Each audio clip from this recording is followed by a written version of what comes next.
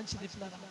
దావీదు అంటున్నాడు, ప్రతి రాత్రి నేను ఏం చేస్తున్నాను చెప్పాలి ఏం చేస్తున్నాను, ప్రతి రాత్రి కన్నీరు విడుస్తున్నాడు.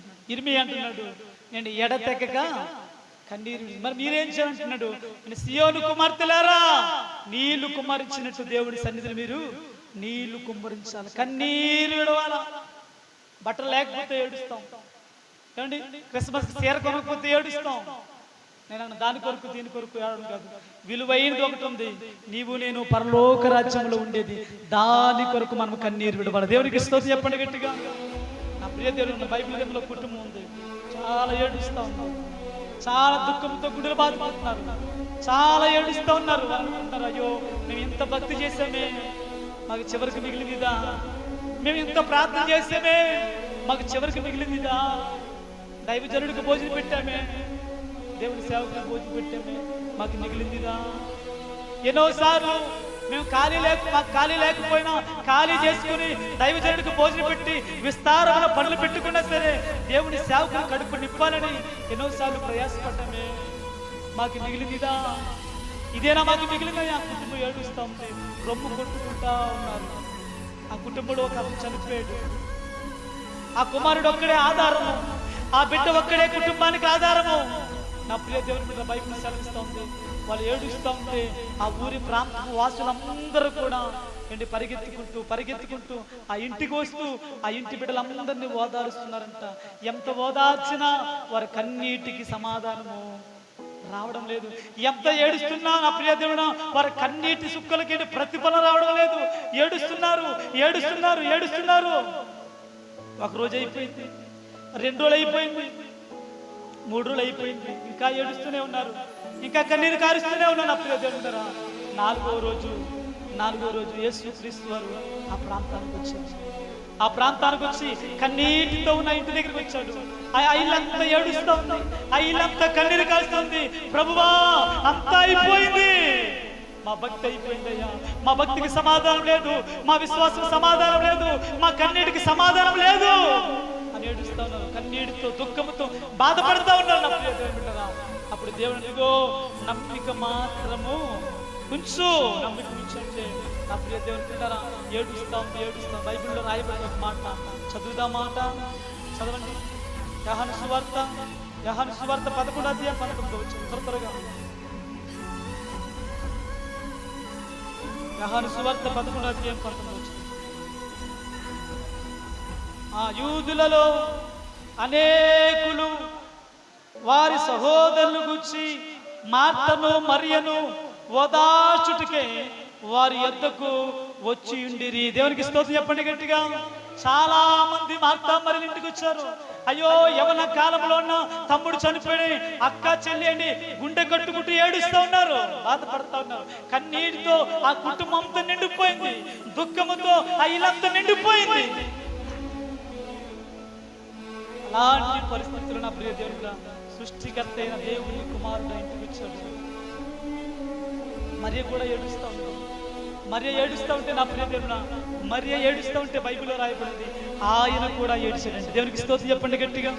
2 చేతులు పైకెత్తండి. 32వ అధ్యాయం 32వ వచనం. అంతటా మరియ ఉన్న చోట యేసు ఉన్న చోటుకి వచ్చి ఆయన చూసి ఆయన పాదముల మీద పడి, ప్రభువా, నీవిక్కడ ఉండిన ఎడల నా సహోదరుడు చావకుండినను. ఆమె ఏడ్చుటయు ఆమెతో కూడా వచ్చిన యూదులు ఏడ్చుటయు యేసు చూసి కలవరపడి ఆత్మలో ఆయన మూలిగాడంటే. దేవునికి స్తోత్రం చెప్పండి గట్టిగా. జాగ్రత్తగా గమనించండి. కుటుంబం అంతా దుఃఖంతో ఉంది, కుటుంబం అంతా కన్నీరు కారుస్తోంది. యేసు ప్రభు వారు రాగానే మరి అంటే, ప్రభువా, నువ్వు ఇక్కడ ఉంటే ఖచ్చితంగా నా తమ్ముడు బ్రతికేవాడు, చావకపోవును. ఆ ప్రియ దేవుడు ఎలా అంటాడంటే, ఇందాక చెప్పాను, దారి ప్రక్కనున్న ఆ గుడ్డివాడు కేక విని ముందుకు వెళ్ళిపోయిన వాడు మరలా వెనక్కి వచ్చినట్టు నా ప్రియ కన్నీటికి ఎన్నో కలిగిపోతారు. కన్నీటికి మన ఇంట్లో ఉండి మన తల్లిదండ్రులే కలిగిపోతారు. కన్నీటికి కరగిన వారు ఎవరు ఉండరు. అలాంటి తల్లి కంటే, అలాంటి తండ్రి కంటే గొప్పవాడులా యేసయ్య. మరియ ఏడుస్తూ ఉంటే ఆయన కూడా ఏడ్చాడంట.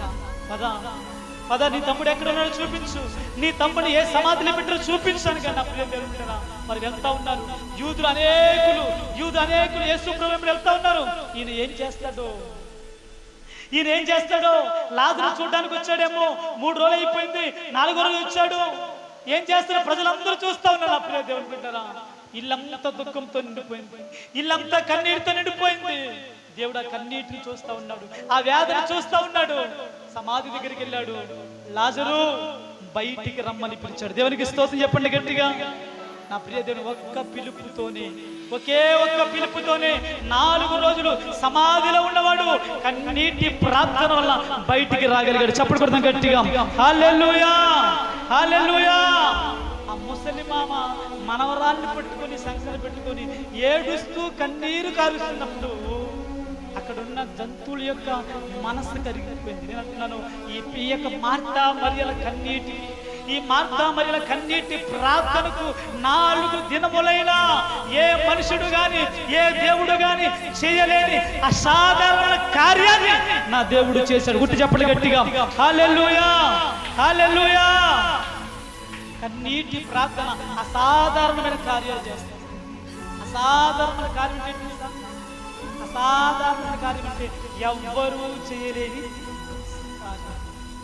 నీవు నేను చేయలేని వాటిని చేసేవాడిని అసాధారణ కార్యం దేవుడు చేస్తాడు. నా ప్రియ దేవుడు, బైబిల్ గ్రంథంలో ఈ సందర్భం చాలా విలువైనది. చాలాసార్లు యేసుప్రభువు వారు పాడి మీద వెళ్తున్న వారిని, పాడి మీద ఒక ఆమె ఏడుస్తుంది, మనకు తెలుసు. నా ఈయన విధవరాలు కుమారుడు చనిపోతున్నప్పుడు ఆమె కూడా పాడి వెనకాల పరిగెత్తుకుంటూ గుండెలు బాదుకుంటూ ఏడుస్తాను. అయ్యో నాకు ఒక్కడే కుమారుడు, వీడు ఉంటే బాగుండు, వీడి వల్ల నా జీవితం బాగుంటుంది అనుకున్నాను. వీడిని ఆశ్రయంగా చేసుకుని నేను అప్పులు తీసుకోవాలనుకున్నాను. వీడిని ఆశ్రయం తీసుకుని వీడి ద్వారా వచ్చిన డబ్బుతో నేను బ్రతకాలనుకున్నాను. వాడే చనిపోయాడు, ఇంకా నేను ఎలా బ్రతకాలని చెప్పేసి పాడి వెనకాల ఏడుస్తూ వెళ్తున్నా నాయని విధవరాన్ని కూడా దేవుడు చూస్తున్నాడు. వాడిని ఆపాడు, వాడిని ముట్టాడు. పాడి మీద నోడు లేచి నిలబడ్డాడు. దేవునికి స్తోత్రం చెప్పండి గట్టిగా. ఏ స్థలములో నువ్వు కన్నీరు కాచిన, అరణ్యములో కన్నీరు కాచిన, ఇంటిలో కన్నీరు కాచిన, నువ్వు పనిచేసే స్థలంలో కన్నీరు కాచిన, నేను చెప్తున్నాను దైవజనుగా, నీ కన్నీటి ప్రార్థన వృధాగా ఎన్నటికీ పోదు. దేవునికి స్తోత్రం చెప్పండి గట్టిగా.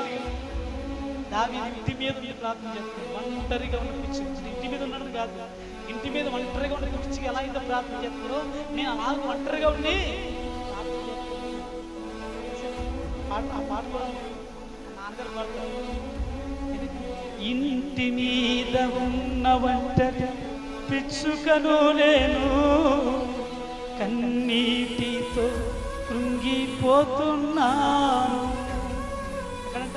ఇంటి మీద ఒంటరిగా ఉండి ప్రార్థన చేసిన దావీదు కన్నీటి ప్రార్థన. నేను అడుగుతున్నాను, నీ శ్రమ ఏదైనా, నీ కష్టం ఏదైనా, నీ నెమ్మది ఏదైనా, నీ అవమానం ఏదైనా, బైబిల్లో పెద్ద ఆయన సమాజ మందిరపు అధిక యాజకుడు ఒక ఆయన ఉన్నాడు. ఆమె కుమార్తె సావు బతుకుల్లో ఉంది. బైబిల్లో రాయబడింది, నా చిన్న కుమార్తె అన్నాడు. ఈ కుమార్తె చెప్పండి, నా చిన్న కుమార్తె సావు బతుకుల్లో ఉంది. సర్వసాధారణంగా ఇంట్లో చిన్న పిల్లలకి ఏమైనా వస్తే తట్టుకోగలమా? ఇంట్లో పెద్దోడికి వెళ్తే మనం ఎవరిని బాగా చూస్తాం చెప్పండి? సిద్ధు చెప్పాలి. పెద్దోళ్ళ కంటే ఎవరిని బాగా చూస్తాం? శివరిని పుట్టిన చిన్నపిల్లలు బాగా చూస్తాం. ఈ చిన్నపిల్లలు బాగా చూస్తూ ఉంటే పెద్దడు ఉడికిపోతూ ఉంటాడు, పెద్ద పిల్లలు ఉడికిపోతూ ఉంటుంది. అవునా కదా? సర్వసాధారణంగా చిన్నపిల్లలకి ఏదైనా వస్తే ఆ తల్లిదండ్రులు తట్టుకోలేదు, అల్లాడిపోతారు, అక్కకి ఆడిపోతూ ఉంటారు. ఆ యాయుడు చిన్న కుమార్తె సావు బతుకులో ఉంటే యేసయ్య దగ్గరికి ఎదుక్కుంటూ వెళ్ళాడు. యేసయ్య ఎక్కడున్నాడు, యేసయ్య ఏ ప్రాంతంలో ఉన్నాడు, యేసయ్య ఏ స్థలంలో వెతుక్కుంటూ సముద్ర తీరం ఉన్నాడని తెలుసుకుని అక్కడికి వెళ్ళిపోయి సాష్టాంగ పడిపోయి ఏడుస్తూ అంటున్నాడు, దావీదు కుమారుడా తండ్రి, చిన్న కుమార్తె సావు బతుకులో ఉంది, ఒక్కసారి మా ఇంటికి రమ్మని ఏడ్చి బతిమాలాడు. దేవుడు ఏమో తెలుసా, ఎంత దూరం నుండి ఎదుర్కొంటూ వచ్చావు, ఎంత దూరం నుండి ప్రయాసపడి వచ్చావో, ఎంతో దూరం నుండి కన్నీరు కాల్చుకొచ్చి నువ్వు వచ్చావు కాబట్టి ఇదిగో తప్పకుండా నేను మీ ఇంటికి వస్తాను అన్నాడు. దేవునికి స్తోత్రం చెప్పండి గట్టిగా. యాయీరు ఇంటికి యేసు ప్రభువు నడుచుకుంటూ వెళ్తున్నప్పుడు సగం మధ్యలోకి వెళ్ళేసరికి ఒక భయంకరమైన వార్త వచ్చింది. ఏంటో తెలుసా?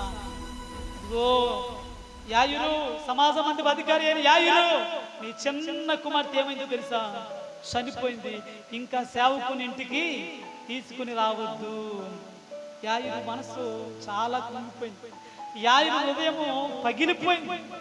అలా ఉండిపోయి ఏడుస్తా ఉన్నాడు. కన్నీరు కారుస్తున్నాడు. యాయీరు ఏడుస్తా ఉన్నాడు. యేసు ప్రభువు వారు యాయీరుని చూస్తా ఉన్నాడు. నేను అంటాను, దేవుడు మన హృదయాన్ని చూసే దేవుడు, మన దేవుడు మన కన్నీటిని చూసే దేవుడు. ఒంటరిగా నువ్వు ఏడ్చి ప్రార్థన చేసినప్పుడు నీ మనస్సును చూసే దేవుడు. యాయీరు మనసును చూస్తా, ప్రభువా ఒక్క మాట చెప్తే నేను వెళ్ళిపోతానయ్యా, నువ్వు ఒక్క మాట చెప్తే నేను ఇక్కడి నుంచి వెళ్ళిపోతానని యాయీరు దేవుడి వైపు చూస్తా ఉన్నాడు. అప్పుడు దేవుడు ఏం చేస్తా, యాయీరు ఇదిగో నీ కన్నీటిని చూస్తా ఉన్నావు, నీ అంతరంగంలో ఉన్న అంగలార్పణ చూస్తా ఉన్నాను, నమ్మిక మాత్రం ఉంచుము, నీ కుమార్తె బ్రతుకుతుంది. చప్పుడు కొడదాం గట్టిగా, హల్లెలూయా హల్లెలూయా. పద వెళ్ళాడు. అక్కడికి ఇంటికి వెళ్ళేసరికి బైబిల్ సెలవిస్తుంది, ఇల్లంతా ఏడుపుతో ఉన్నాం, ఇల్లంతా కన్నీటితో ఉందంట. ఇందాక మీకు చెప్పాను, అక్కడ ఆ బేతనియలో లాజరు ఇల్లంతా దేనితో నిండిపోయింది చెప్పండి? ఏడుపుతో నిండిపోయింది, కన్నీటితో నిండిపోయింది. కన్నీటితో నిండిపోయిన ఆ ఇంటికి ఆ దేవుడు సంతోషాన్ని ఇచ్చాడు. ఇక్కడ యాయీరు కుటుంబం కూడా కన్నీటితో నిండిపోయింది, చాలా గట్టిగా ఏడుస్తూ ఉన్నారు. అందరిని విడిచిపెట్టి లోపలికి వెళ్ళి లోపల బయటికి పొమ్మని మంచం మీద ఉన్న ఆ చిన్నదానితో అన్నాడు, చిన్నదాన లే అన్నాడు. దేవునికి స్తోత్రం చెప్పండి గట్టిగా, హల్లెలూయా. చనిపోయిన చిన్నది ఒక్క మాట చేద్దాం, చిన్నదానా లెమ్మని కానీ లేచి. నా ప్రియ దేవుని బిడ్డలారా, ఈ అసాధారణ కార్యాలు మనుషుల వల్ల జరుగుతాయా? ఈ అసాధారణమైన కార్యాలు నాయకుల వల్ల జరుగుతాయా? ఈ అసాధారణమైన కార్యాలు డాక్టర్ల వల్ల జరుగుతాయంటే జరగవు. మరి దేని వల్ల జరుగుతాయంటే కన్నీటి ప్రార్థన వల్ల నీ జీవితంలో నా దేవుడు అసాధారణ కార్యాలు చేస్తాడు. కొట్టి చెప్పండి గట్టిగా, హల్లెలూయా హల్లెలూయా. చేస్తున్నావా ప్రార్థన? అప్పుడు ఊపిలో ఉన్నావు, ఉద్యోగం కావాలని ఏడుస్తున్నావు, సమస్యలు పోవాలని ఏడుస్తున్నావు, ఇబ్బందులు పోవాలని ఏడుస్తున్నావు, దేవుని కొరకు నిలబడాలని ఏడుస్తున్నావు, నా భర్త రావాలని ఏడుస్తున్నావు. నా ప్రియ దేవుని బిడ్డలారా, నేను అడుగుతున్నాను, కన్నీటి ప్రార్థనగా